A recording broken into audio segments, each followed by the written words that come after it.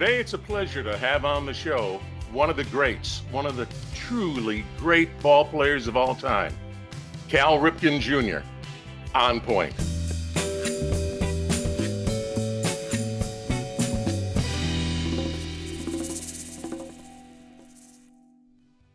Well, thank you for joining me today on point. And I'm going to make this brief and to the point. It's more than an honor to have our guest here this morning, and I'm not going to go on and embarrass the guy. You know him. You love him. He's from Harford County. Everybody in Maryland knows him. And if you're watching on YouTube, you darn well better know him too. Here he is, Cal Ripken Jr. Cal, thank you so very, very much for being here today on point. It's my absolute pleasure. When I think about my upbringing and my roots around Aberdeen and Harford County, it always makes me feel like tomato soup and a grilled cheese sandwich. It's comforting to me to think about that. Yeah, I in doing my little bit of research, of course, I'm not a super sports expert brain like on ESPN, but in my little bit of research, I discovered that you graduated from Aberdeen High School in 1978. Your dad graduated from there in 1955, so I always knew that your family was well-rooted in Harford County. I guess I just didn't realize how sincerely well-rooted you guys were in Harford County. So it should be no surprise to people that Ripken Stadium is where Ripken Stadium is, and all the rest of it. So I guess it wasn't I guess it was a no-brainer when you decided at one point that you were going to have the Ironbirds and you were going to have the stadium, and you knew exactly where to put it. Well, it's really interesting. I was very proud to be able to bring, the kids complex back to Aberdeen, and also, be a part of the minor league effort. If you really go back and think of the story from the beginning, Dad retired from baseball. Billy then retired from baseball. I was still playing baseball, and Dad had a baseball school up in Mount St. Mary's. And so the intention was to bring that back and build a complex back in our hometown of Aberdeen. And we were looking at pieces of property, and there was an effort to bring a minor league team. At the time, it was an independent team in, and we crossed over a number of times, and then we got together and thought we'd have value to each other. And then I end up assuming the whole project. But looking back on it, both projects have been extremely successful. I'm happy that Aberdeen is put on the map for youth baseball. A lot of teams come in from all over the country, mostly from the Mid-Atlantic area, but we get a lot of people coming in out of state to enjoy our facilities.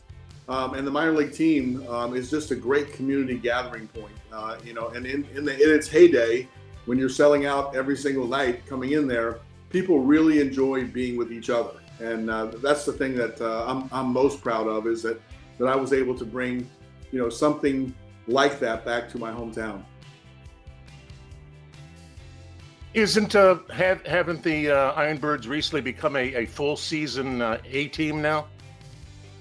Yes, it was interesting. I'll give you the back part of that story too. Is as I was retiring, and this involves my mom.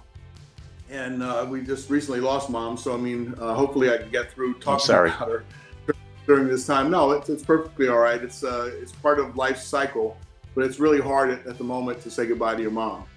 But I remember taking over the project, and we had the setup, the funds to start to build the stadium. But my partner at the time was going to say, wait until we have these tickets sold, these skyboxes sold. We're not going to build until we know, that it's going to be a successful project. And my mom came to me and she goes, "Isn't it worth taking some risk?" And so I went back to my partner, and he said, "I'm not willing to do that at this stage of my life, but you can do it if you want." And so that's when I took over the whole project, and I started building the stadium without a team at the time, because the team was my partner. And we put a shovel in the ground. So this whole question is built upon, because you ask about, we're now a high season A team as opposed to I called it rookie ball season. But what happened was, as soon as I retired, I went to Mr. Angelos and I said, other teams have 6 affiliates in your developmental system. Would you consider having 6? And then, so I had to buy a team in the New York Penn League, have a team come out of the New York Penn League, have the Orioles come into the New York Penn League, had territorial restrictions from the Philadelphia Phillies and the Baltimore Orioles, and I had to get the approval of Major League Baseball all in that off season before we started. But looking back, it seems like a rocky start. But, as my mom would say, we thought the project was good. We were really happy about the project, and it was worth taking that risk. And the good news is it turned out, marvelously well. So we started as a short season A-ball team. And now with the reorganization of the minor leagues last year, we're now a high A. There was some talk for us being a double A franchise, which would have been interesting because it's 2 steps closer to the big leagues. And one of the great things about the minor league baseball is you get to see kids in their early development. Their eyes are really big. They're really talkative to the fans. Generally speaking, they sign autographs really happily because it's almost like they want you to ask them for the autographs. And then you get to follow some of those guys all the way up the chain and see them playing in the big league. So I grew up in the minor league model. My first 14 years of my life, Dad was a minor league manager. So I was in that environment for my first 14 years. And that gives me a comfort as well, is that it's something I'm familiar with. It's something I feel good about. And there is something really cool about minor league baseball where you can get closer to the action on the field and feel like you're more of a part of it sometimes in a big league ballpark.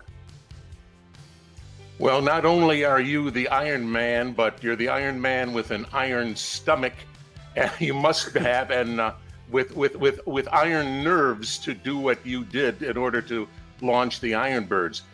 Why don't you tell our audience a little bit? They're familiar with Leidos Field at Ripken Stadium, but they may not all know what's going on behind the miniature warehouse there. There's a lot going on behind that warehouse hotel setup. Yeah, the vision and the idea was to bring a youth facility there. So, I mean, again, the whole complex it's a minor league stadium, beautiful stadium. Still, I guess it's coming up on 20 years old by now, but it's still in great shape. We just replaced the field. It's a beautiful synthetic field. The lights are improved now because we're playing at a higher caliber of baseball. But the vision was to have the kids and the minor league model interact. So the dream is over here on this side, but you get to practice trying to be a big leaguer on the other side. So we have replicas of Fenway Park, Wrigley Field, Memorial Stadium. We even have a Yankee one because New York is so close, and a lot of our customers come from New York to come down and play in our complex. And the mini Cal Seniors yard is complete with a warehouse, and the warehouse is a hotel. It's a double hotel, double Marriott, has 195 rooms, residents in on one side, courtyard on the other. And I've stayed there many times during our different events when we used to have the Cal Ripken World Series there. It would be a great thing to wake up early in the morning, walk out and have your coffee sitting on a balcony looking over these kids' fields. But the kids really get a sensation of playing on what it would feel like to play in Camden Yards for sure, because it's a beautiful place with, it's very intimate in a way because that 8-story building right next to it dwarfs the field in a way that it makes it feel like old-time baseball. So it's a really cool side of the field. And if you haven't been to that complex, I always tell people Aberdeen only has one exit. Just get off that one exit and drive in behind. If somebody stops you, just tell them that Cal Ripken sent you, and you want to look at the fields because if you're past the point where your kids are playing, just go up to the fields and take a look. It'll give you that warm feeling again. I wish that I had fields like that to play on when I was growing up, but we want to bring that. Really, I want to bring that experience. Really, I want to bring that experience to the kids. And by and large, I think we've been very successful at doing that. We're building 2 other fields over there now to increase the programming and give more kids that opportunity. So we're very proud of both the minor league team and the kids facility. Cal, does that work if I'm stopped for speeding in Aberdeen too? I can say, hey, Cal Ripken sent me. Would that work too? I think it used to work. Many of the people I went to school with were law enforcement. Some were teammates, on the baseball team in Aberdeen. So I'm not so sure it would work anymore, but at one point it might have. Oh, well, for the uninitiated, if you haven't been to your complex, shame on those people. All I can say is years ago, and I've been down in this area now. I'm originally from Buffalo, New York. Don't hate me for that. I was never a Yankee fan, by the way. When I came down here and I saw, the complex there for the first time, saw the field, saw the mini warehouse, if you will. I mean, I just said, this is like a baseball Disneyland. I mean, this is just the nuts. This is just so sweet. So kudos to everybody. Kudos to you. It's just amazing stuff. We are going to get to talk about your dad's foundation. I've got to tell you, I've done 2 shows about the Ironbirds along the way, and it's always been a pleasure to work with your general manager out there, Jack Graham. Very fine gentleman in my book. And recently, my grandson graduated from Aberdeen. Oh, yeah, gee, Cal. He graduated from Aberdeen High School, the Science and Math Academy there, and they had the ceremony, and I'm talking to my family, and all of a sudden this guy comes walking along, and he's checking everything out, and I'm looking at him, and I pointed to him, and I said, "Hey, Jack," and he looked, and I'm just letting you know that your guy is just making sure that everything was just right, people were fine, and everything, which I know that he does because he cares that much. So anyway, moving on. I was just up there a couple of days ago. I had to go up to MLB Network to do a few things for Lou Gehrig's Day. And so coming back, I had a chance to stop at the ballpark, check on the super facility for the vaccine shot. And that looks fantastic. We were very happy to be able to contribute and do that. But then looking at it, we had a bunch of graduations that were going back to back in our ballpark. And that was my vision, is to have the ballpark. I mean, in the early stages, you had 38 games to play, and then you had the stadium to use in many different other ways. And my vision was to have the community see that as their place, and have graduations, championship games, those sorts of things.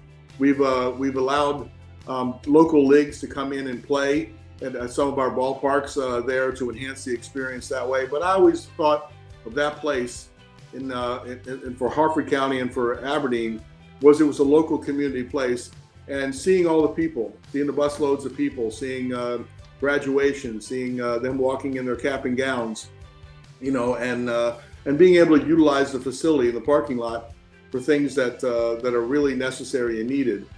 I feel very proud about that. So that is a community gathering point. It's a lot more than just the baseball games. We have, I don't know, the season is a little shortened this year because of COVID, but I mean, normally in a normal season, we'll have 72 games, I think, to play at that ballpark. But just think about it. You have 365 days in a year, so you still have a lot of other days to do other things at that place. 2 things quickly here. So if I haven't already expressed it, I mean, the whole graduation ceremony, and I know on the day that my grandson graduated, there were 2 other graduations from other Harford County schools. So, I mean, the facilities, you guys at your end handled it just so well. So that was really great. And my other thought was, because it's used so often for other purposes other than ball games, is that one of the reasons why you went to a turf field instead of maintaining the grass field? Yeah, it is interesting from a baseball standpoint. I discussed this with Mike Elias. To get out there in the early stages of training, sometimes the weather will affect that. And early in the season, you never know what April's going to bring, or until you get into May, where the weather starts to break a little bit. So the synthetic field allows for the baseball purposes to get their work in a way you can count on having the field, even if it's a little colder, or even if it rains really hard, it drains really well, you get back on the field. So there are baseball reasons for it. But yes, the multi-purpose nature of the field, and then having having the older kids have a chance to play on that field as well without doing damage to your professional field. We want to make sure that we utilize it as best we can, and you can rely on that surface. The ball gets through the infield. From a hitter's perspective, it gets through the infield a little faster than on grass. So I advocate for the hitters a little bit more. But the balls are true. The quality of play is really good. And it looks fantastic all the way. And you can have a concert on the field. You can have movie night on the field. It just opens up the possibilities. Multi-sport. You can have soccer games. You might have your state soccer games, in that stadium as well. So the possibilities really open up because of the synthetic surface. And I tell you, the kids like it because there are some opportunities in the big leagues where you have to, sometimes players don't play on that surface until they get to the big leagues. So if you're competing in Tampa Bay or something else, you need to have some sort of understanding of how to play on that, how to slide on it, how to react to it. It gives you a little bit of an insight when you go into a place to play that they might have a home field advantage as a result of that. And now, Cal, here come the hard questions, really hard questions. Right. Once upon a time, did you ever have a favorite road to drive on in Harford County where it was just a pleasure to drive down it and maybe relax and just enjoy the scenery? Anything like that come to mind?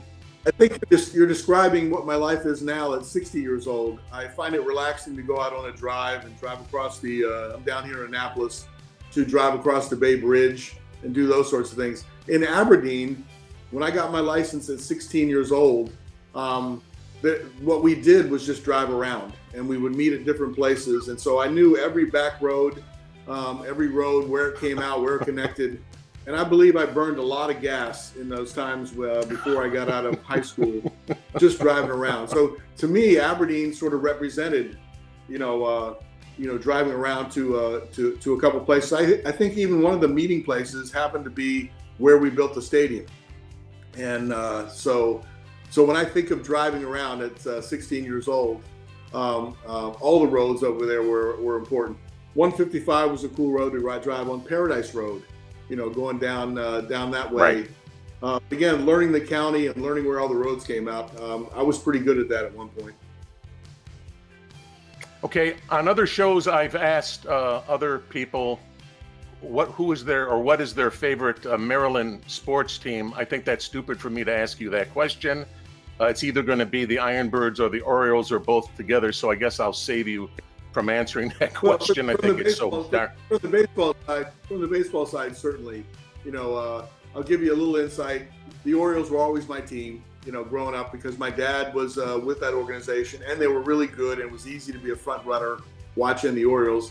As a kid, I liked the Cincinnati Reds as well, because the Big Red Machine was was also really good. And I remember Memorial Stadium for the history. Brooks Robinson jumping up in the air, for the last out.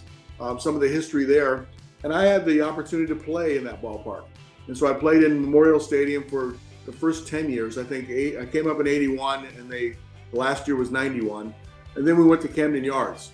And I thought that when we went to Camden Yards, we would lose that feeling of history, that sacred ground that Brooks Robinson had played on, right there, or where Mark Belanger taught me a little bit about shortstop, being out on that field.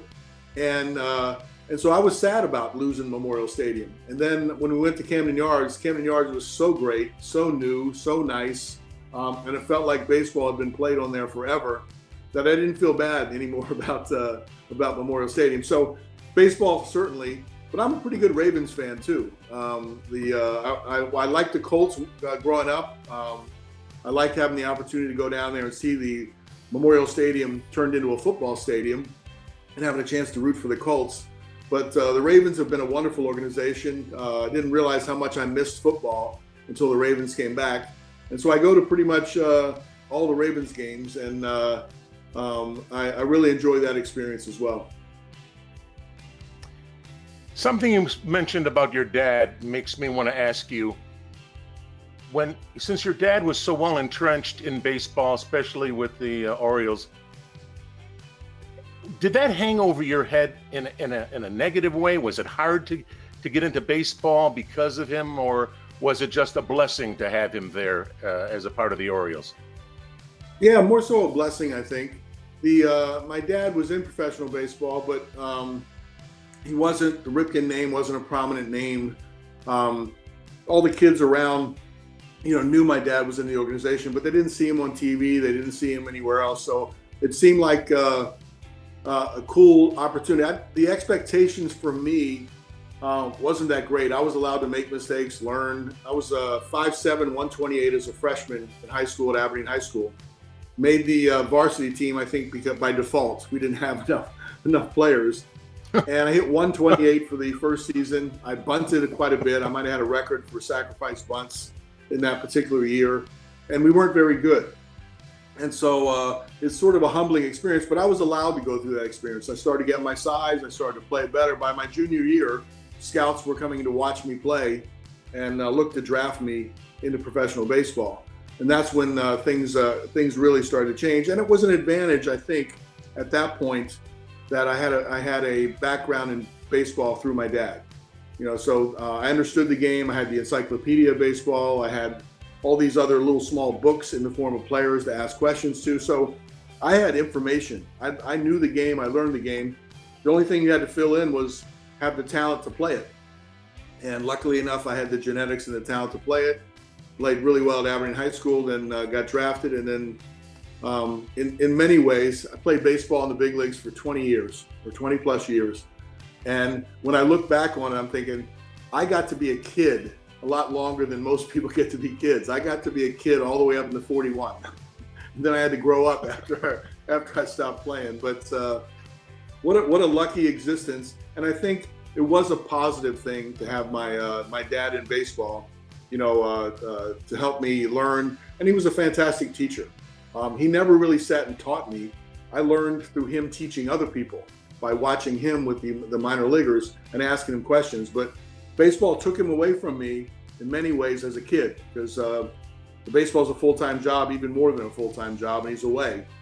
But as I got to the big leagues, I joined Dad probably for the first 11 years of my career, and all of a sudden I got to know him as a adult and as a dad that way, as opposed to having him come to all of my Little League games, which he never really had a chance to come to. So when I think back on it, it was pretty special, and I was lucky to have a dad like the dad I had. Now, I hope young ball players were listening to what you just said, because the quotable quote that you made was that you made your varsity high school baseball team by default. So that has to give hope. That hope springs eternal for all those players out there, because if Cal Ripken could do it that way, then maybe I can too. Okay, moving on real fast with the limited time remaining, we have to just concentrate on the Cal Ripken Sr. Foundation. So why don't you give everybody the basics, and then at the end of the show we'll have the web address and everything else. And but why don't you dig into it? Like who got the ball rolling on this one, Cal? Yeah, it's a very proud story, and it's a sad story in some ways. We started the Cal Ripken Sr. Foundation when we lost our dad. Dad died at 63 years old of lung cancer. And we look back and, you could take your influence and say, okay, I'm gonna try to eradicate cancer or get people to stop smoking and that sort of thing. But we thought about it. When I say we, the family, and particularly Billy and I sat down and said, what was Dad's legacy in his life to us? And it was about helping kids, developing kids professionally. And he used baseball to have clinics to kids that didn't have all the same advantages or opportunities. And really, he was getting in front of them to give them an alternative, to give them a positive outlet for things around their area. So we decided to start a foundation with that spirit. So we teach baseball. We go into tough areas. Sometimes we introduce baseball. They haven't seen it very much, and we use the name and the influence to attract a little bit of attention.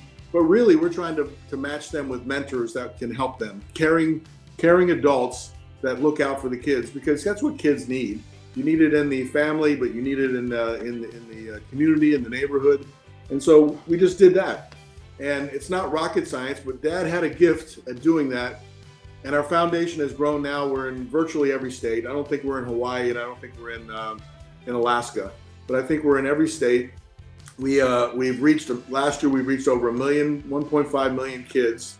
We've built 100 of these youth development parks around the country, quite a few of them in and around Baltimore as well, to serve as outdoor classrooms. You know, they're synthetic turf, they're nice, they stay looking nice, and it's a place for them to safely engage in the activities that we put out. One of the more proud programs that I have, that I'm proud of, is that we have a Badges for Baseball program. And that essentially is just teaching officers, you know, a little bit about baseball, having them become coaches in those areas, and then develop a rapport. And the police officers love that because they want to have a better understanding of the neighborhood, and the kids are the beneficiaries inside of that, because now you have a caring adult that's acting like a coach, and you can coach them in areas outside of baseball. So it's really worked well, and the key to that is to have the right officers. And we've been fortunate enough to encourage the right officers to go out there. They can make a world of difference with those kids. So in the name of Cal Ripken Sr., we couldn't be more proud of starting that foundation in his name, you know, to help kids. And by and large, I think my dad might have thought that we're getting too big for our britches, because we're everywhere, and the success of the foundation has been that great. Dad always had the mindset is, let me have my hands, on it, and make it not too big where I lose control of it. But so it's ironic in a way that we've grown to what we have in the name of Dad, and Dad would be uncomfortable with the size of it. But to me, it's about how many kids we can help. And we've helped a ton of kids, and we're going to continue to increase our curriculum, our programming, and try to help even more kids across the country. It's to say it's an amazing story is such a understatement. It's so wonderful. It's a credit, of course, to your dad, your mom, you, Billy, the whole family. It's just an amazing story. So folks, watch the end of the show, and we'll have more information about the Cal Ripken Sr. Foundation. And if I was with you, I'd have you autograph my cap here, but that's not going to work being virtually. So the good news is I'm interviewing you. The bad news is what? You have the original logo. That's the original logo one, which is one of my favorites because it animated a plane. So the Ironbirds wasn't necessarily an Oriole bird. It was a sort of a cartoon character of a plane, and that plane right there. Well, somebody told me that this was really Cal Ripken Jr. as a jet plane, because it has your blue eyes. The 8 was on the tail, and this is really you. That's what somebody told me. So I don't know about that. So I'll take that. But, anyway, the whole Ripken family had blue eyes, and they were all jet setting around doing things. Cal Ripken Jr., I could thank you all day long, 24 hours, and it wouldn't be enough. So thank you so much, Cal Ripken Jr., for being here with me on Point. Sure, it's my pleasure, and I look forward to seeing you up at the stadium.